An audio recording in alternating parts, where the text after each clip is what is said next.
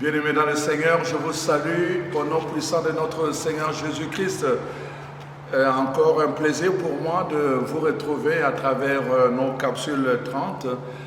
C'est vraiment avec beaucoup de joie que je voulais vous partager la parole de Dieu d'aujourd'hui, de cette semaine.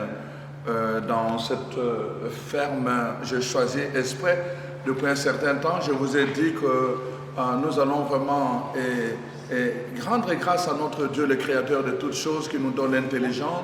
Et cette intelligence que l'être humain utilise, n'est-ce pas, pour développer, pour se développer, pour grandir, pour s'épanouir.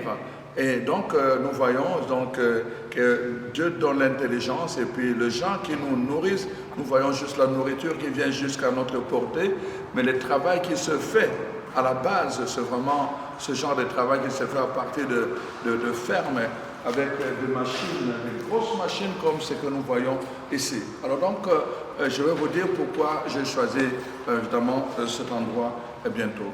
Donc, cette semaine, vraiment, le Seigneur m'a mis à cœur vraiment de vous parler de la vie.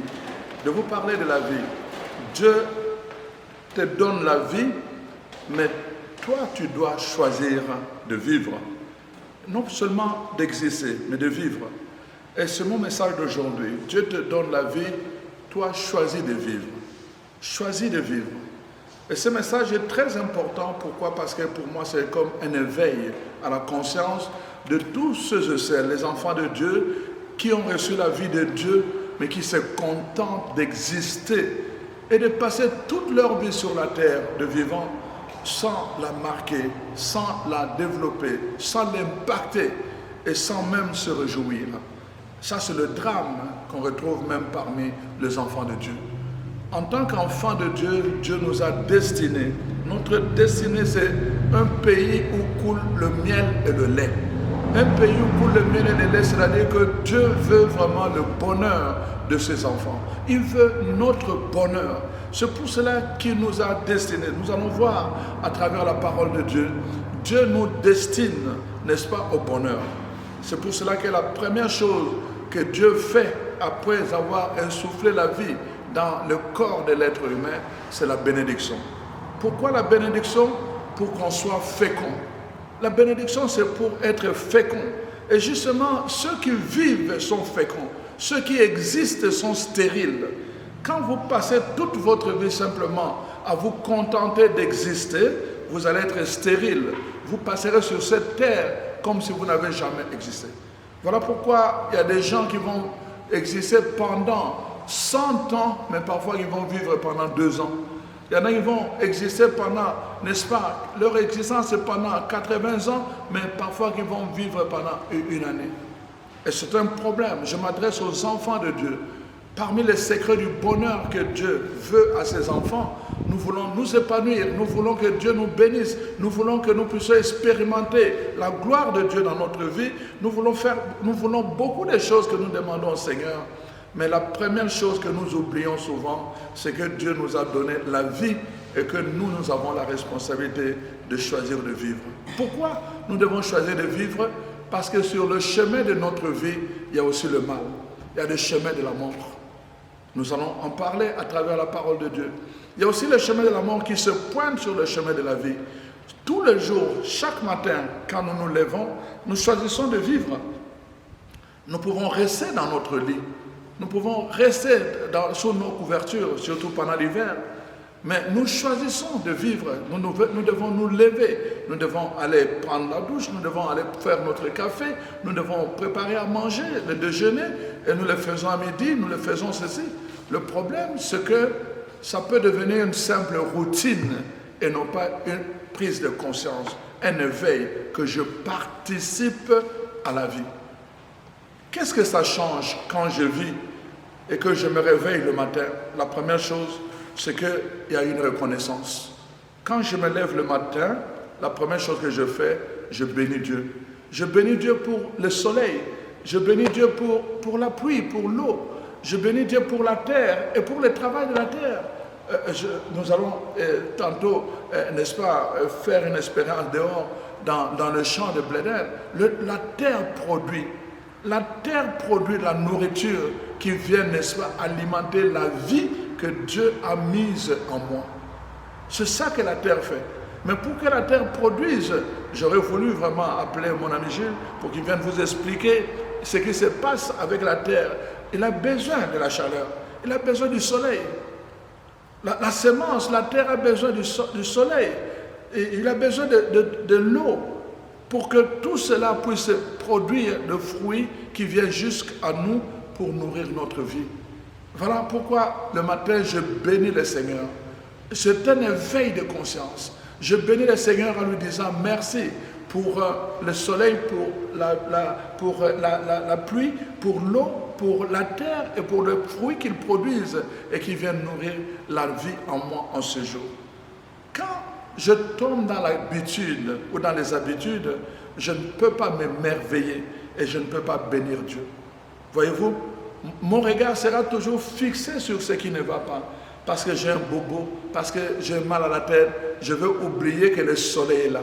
Je veux oublier que la pluie est là. Je veux oublier que la terre est en train de produire ce qui doit soigner mon mal de tête. Voilà pourquoi c'est important que nous puissions prendre conscience, n'est-ce pas, de la vie que Dieu nous donne. Voici, dans le livre de Genèse, chapitre 2, verset 7, voici ce que la parole de Dieu nous dit, comme premier texte que nous allons lire. La parole de Dieu dit ceci. L'Éternel Dieu forma l'homme de la poussière de la terre.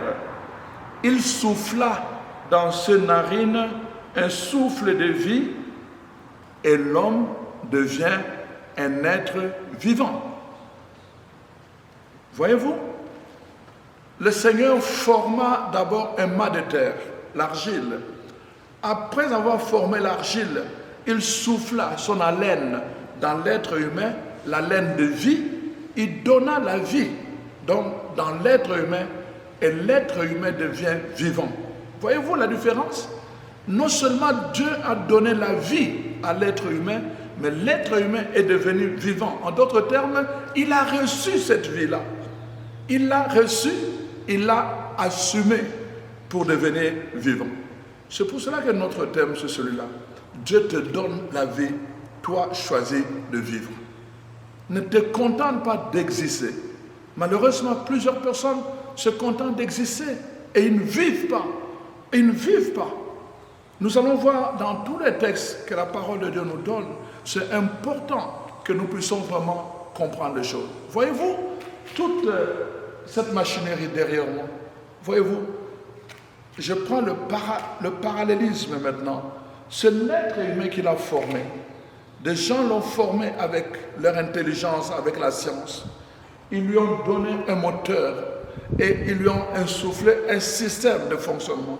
Certains ont des ordinateurs, d'autres sont manuels. Voyez-vous? Et alors, donc, ces machines, parce qu'on les a conçues pour travailler la terre, leur utilité, c'est quand ils sont capables de travailler. J'aurais voulu que mon ami puisse prendre une machine et sortir avec, et que vous voyez que la machine est vivante. Pourquoi? Parce qu'elle est fonctionnelle. Elle est vivante parce qu'elle est fonctionnelle et rend service. Quand il en a besoin pour aller travailler là-bas, la machine va travailler. Quand il en a besoin pour, n'est-ce pas, travailler le champ, la machine fait ce qu'il doit faire. Il y en a qui sont là juste pour labourer, d'autres pour entretenir, d'autres encore pour jeter la semence, d'autres encore pour, n'est-ce pas, arroser. Toutes sortes de machines, chacun avec sa fonction. L'être humain l'a conçu, l'être humain lui a donné la fonctionnalité et l'opérationnalité. La machine doit être opérationnelle, voyez-vous, pour qu'il soit utile. Alors, nous voyons que Dieu a formé l'être humain. Et la parole de Dieu dit, il a lui aussi insufflé dans l'être humain la laine de vie. Et la parole termine en disant, et l'être humain devint vivant. C'est là le problème. Mon frère, ma soeur, chacun de nous, Dieu a insoufflé la vie en nous. Chacun de nous, de la même façon, quand nous venons au monde, de la même façon. La première chose, c'est ce qu'on recherche quand un enfant, un bébé naît, n'est-ce pas? La première chose, nous sommes dans la ferme, ne vous étonnez pas d'entendre les motards rentrer, c'est l'été, donc c'est normal. Ça fait partie de la nature pour laquelle vraiment nous bénissons Dieu. Tout le monde participe à la vie, voyez-vous? Vous entendez les motards? Ils sont en train de jouir de la vie. Ils participent, c'est une belle journée, ils vivent. C'est le message d'aujourd'hui. C'est le message d'aujourd'hui. Ne vous contentez pas d'exister. Vivez. Choisissez de vivre. Choisissez de vivre, chers frères et sœurs. Dieu attend cela de vous. C'est pour cela que Dieu vous a donné la vie, pour que vous soyez vivants. C'est-à-dire que vous choisissez la vie tous les jours. Tous les jours de votre vie. Vous avez entendu, je vous ai dit, sur le chemin de la vie, vous allez rencontrer le chemin de la mort. Vous allez rencontrer le chemin de la mort. Parce que c'est cela, notre vie aussi. Il n'y a pas que la vie. La vie doit lutter. La vie sera confrontée à des réalités de mort. La maladie, les mauvaises nouvelles, les attaques, et toutes sortes, les échecs. Parfois, on va dire, voilà, les cultivateurs, oh non, il n'a pas plu. Et leur semence n'a pas produit ce qu'ils attendaient. Ce sont des échecs. Est-ce qu'ils vont croiser les bras en disant, l'année prochaine, je ne veux plus travailler la terre, ou bien je ne veux plus s'aimer? Non, pas du tout. Ils doivent continuer à vivre. C'est un choix qu'on fait. Je choisis de vivre. Je choisis de travailler. Je choisis de continuer mon travail. Et ça, c'est vraiment quelque chose que nous devons faire, n'est-ce pas, chers frères et sœurs? Chacun doit faire cette démarche personnellement. Chacun doit le faire là où il est. Chacun doit décider là où il est. Vous voyez? C'est l'été. Moi, j'ai choisi de vivre et mon corps choisit de vivre. Vous voyez comment il transpire pour me dire que je suis vivant. Voyez-vous? C'est important, chers frères et sœurs, de comprendre comment la nature nous parle. Comment la nature nous parle. Je ne peux pas dire mon corps ne transpire pas. Ça serait contre nature. Voyez-vous? Choisis la vie. Je choisis de vivre. Mon corps choisit de vivre et je l'accueille. Je dois accueillir la vie. Je dois accueillir la vie. Alors, nous allons voir ensemble de quelle vie il s'agit quand nous parlons choisir de vivre. De quelle vie? Il ne s'agit pas de jouer, de choisir le chemin de la mort. Il y a plusieurs personnes, malheureusement, à cause de blessures profondes, à cause de problèmes dans la vie, à cause des chemins de la mort, à cause des éléments de mort qui surgissent dans leur vie, ils choisissent eux-mêmes encore le chemin de la mort plutôt que le chemin de la vie. Ils vont sombrer dans l'alcool en pensant régler le problème, mais ils créent des problèmes. Ils vont sombrer dans telle chose, parfois comme la jeune dame qui m'a raconté comment elle est tombée dans la prostitution. Vraiment, c'est une déception de la part de ses parents. Au lieu de choisir la vie, elle a choisi le chemin de la mort en allant se faire prostituer. Et elle a payé le prix, voyez-vous. Elle est tombée malade, gravement. Gravement, il y a quelqu'un qui a failli l'étouffer et elle a failli mourir. Elle est venue fuir chez moi après sa pyjama. Voyez-vous, dans mon bureau. Donc, parfois on pense, au lieu de, à cause des problèmes qu'on veut résoudre, au lieu de choisir, n'est-ce pas, la vie, on choisit encore le chemin de la mort. D'où mon message d'aujourd'hui. Dieu souffle en toi son haleine de vie et il attend que tu deviennes vivant. C'est que tu choisisses la vie. La parole de Dieu nous dit ceci dans le psaume 90. Le psaume 90 dit ceci. Je vais lire à partir du verset 1 jusqu'au verset 10. Seigneur, tu as été pour nous un refuge de génération à génération, avant que les montagnes fussent nées et que tu eusses créé la terre et le monde. D'éternité en éternité, tu es Dieu. J'aime beaucoup ce passage. Avant que tout, d'éternité en éternité, Dieu est Dieu. Nous devons vraiment en arriver à cette conviction-là. Et quand Dieu est Dieu de toute éternité, Et quand c'est Dieu lui-même qui nous donne un peu de lui-même, de son éternité, que Dieu nous la donne, un peu de son éternité, en soufflant son haleine de vie en nous, nous devons faire attention avec cette haleine de vie. Nous devons faire attention avec cette vie qui vient pas de n'importe qui, mais qui vient de Dieu. Voyez-vous, chers frères et sœurs, c'est pour cela que vraiment ce message est pour moi vraiment très très important. Plusieurs enfants de Dieu, malheureusement, n'arrivent pas à évangéliser, ils n'arrivent pas à témoigner parce qu'ils n'ont pas de témoignage à donner. Ils sont chrétiens mais tristes. Ils n'ont pas le bonheur, ils n'ont pas la joie, ils n'ont rien à donner et ils n'ont rien à témoigner. Malheureusement, ils sont vraiment des candidats à éliminer parce qu'ils n'apportent absolument rien justement à l'armée des conquérants que nous devons former pour ce temps de la fin. Alors, chers frères et sœurs, voici, donc le psaume continue en disant « Tu fais rentrer les hommes dans la poussière. Tu dis, fils de l'homme, retournez à la poussière, car 1000 ans sont à tes yeux comme le jour d'hier, quand il ne pleut, et comme une veille de la nuit. Tu les emportes semblables à un songe qui le matin passe comme l'herbe. Elle fleurit le matin, elle passe, et on la coupe le soir, et elle sèche. Nous sommes consumés par ta colère, et ta fureur nous épouvante. Tu mets devant toi nos iniquités, et à la lumière de ta face nos fautes cachées. Tous nos jours disparaissent par ton courroux, et nous voyons nos années s'évanouir comme un son. Les jours de nos années s'élèvent à 70 ans, et pour le plus robuste à 80 ans. Et l'orgueil qu'ils en tirent n'est que peine et misère, car ils passent vite et nous nous envolons. Alors, verset 12, Seigneur, enseigne-nous à bien compter nos jours. Voyez-vous, ça termine par cela. Le psaume commence d'abord par déclarer que nous sommes poussière, nous sommes de passage. C'est-à-dire que notre vie sur cette terre est limitée, éphémère. Nous pouvons passer jusqu'à 70 ou encore 80 ans. Mais qu'est-ce que 80 ans devant l'éternité de Dieu?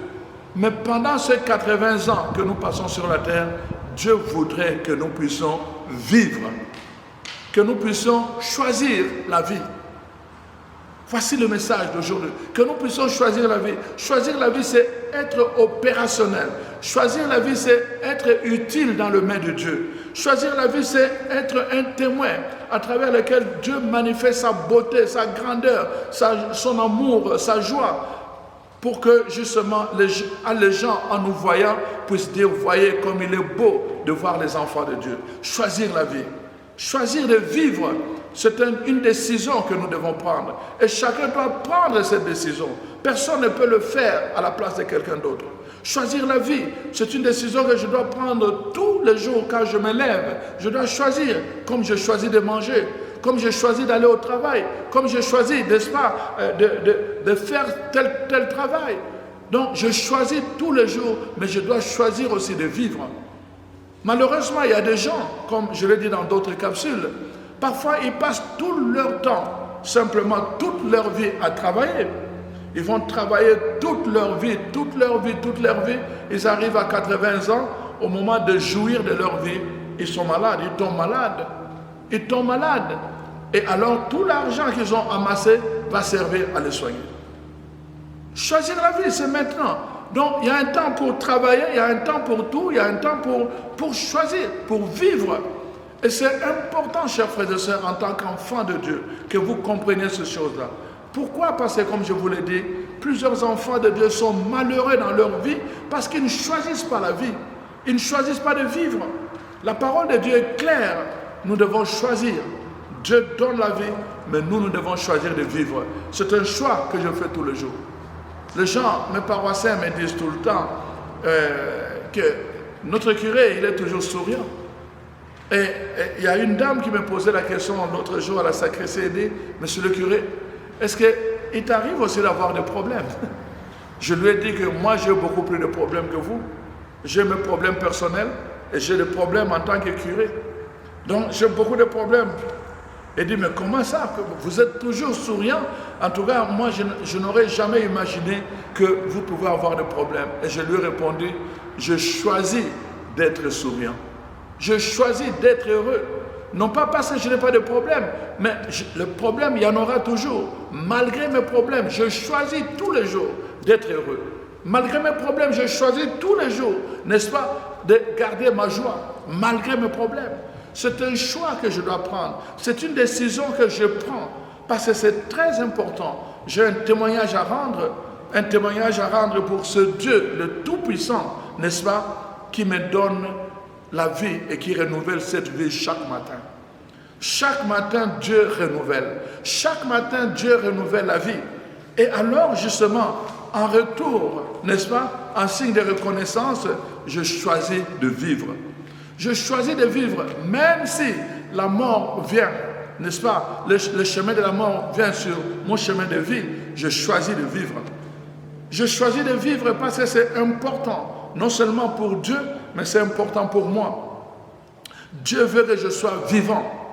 Il veut que je sois vivant. La première chose, quand l'être humain reçoit le souffle, la laine de Dieu, n'est-ce pas, il devient vivant. Dieu veut que je sois vivant. Il veut que je puisse vivre. Voilà pourquoi, chers frères et sœurs, c'est mon message d'aujourd'hui. Vraiment, que vous ne puissiez pas vous contenter d'exister. Prenez le temps de vivre. Qu'est-ce que... Voilà, je vais revenir d'abord. Qu'est-ce que ça signifie choisir de vivre? Mais avant cela, je vais lire le texte de Deutéronome. Voici ce que la parole de Dieu nous dit dans le livre de Deutéronome, le chapitre 30 de Deutéronome. La parole de Dieu dit ceci.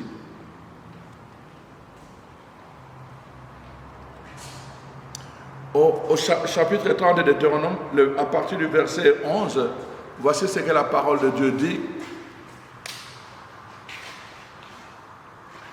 Je vais lire.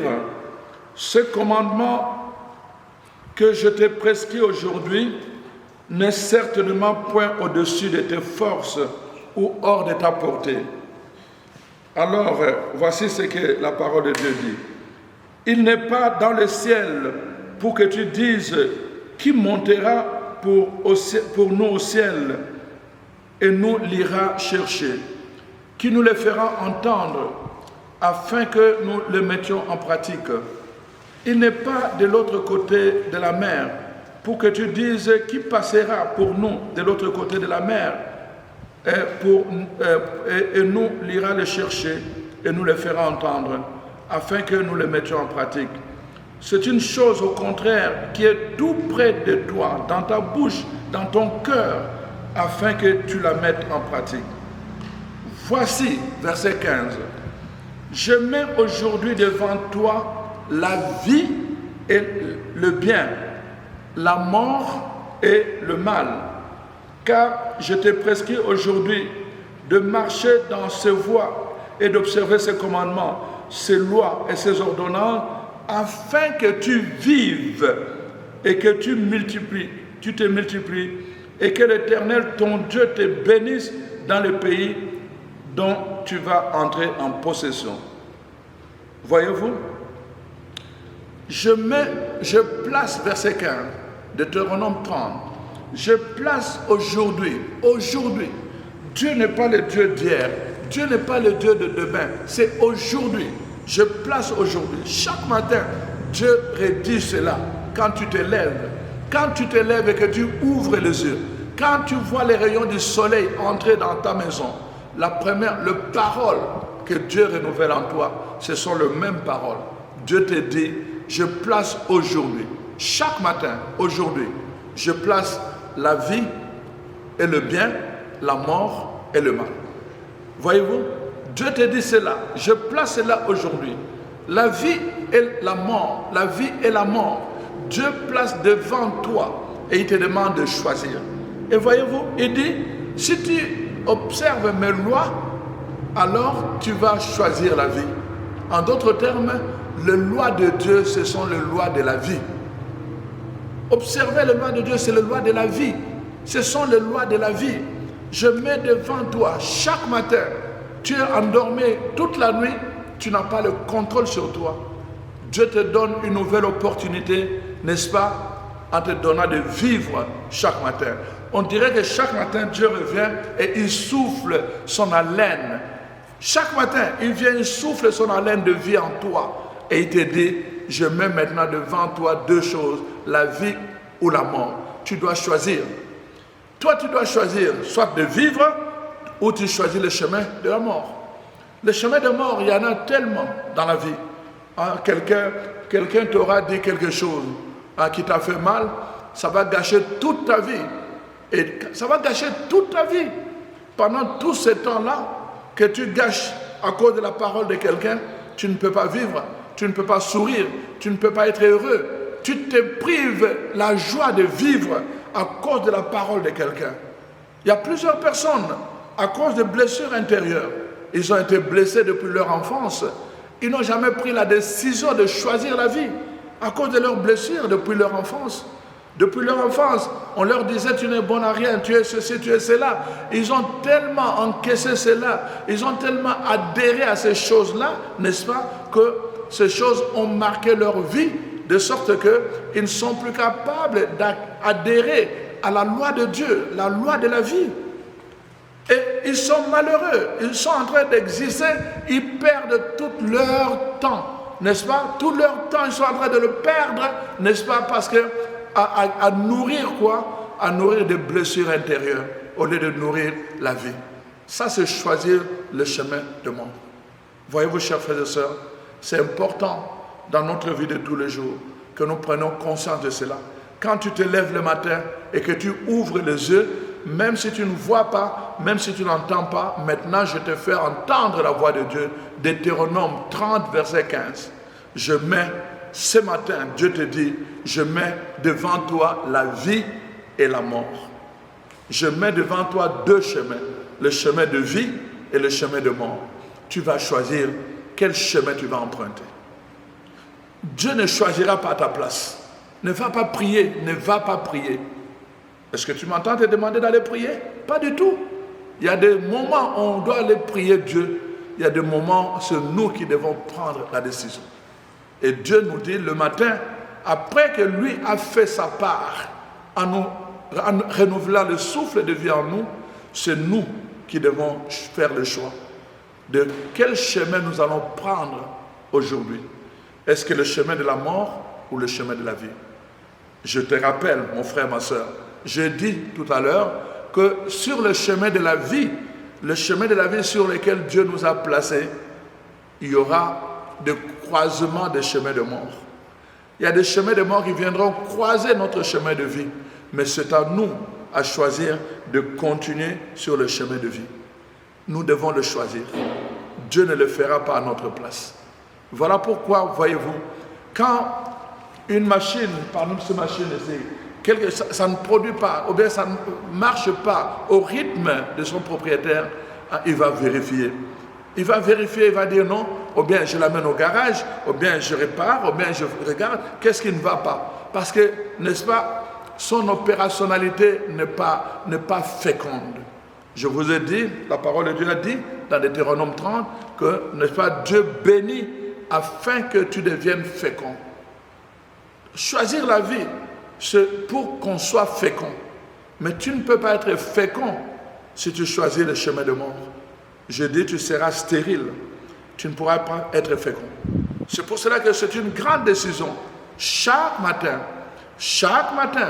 comme, n'est-ce pas, une brise d'air fraîche qui vient te solliciter, qui vient vers toi, si tu te fermes, elle viendra, mais tu ne l'auras pas.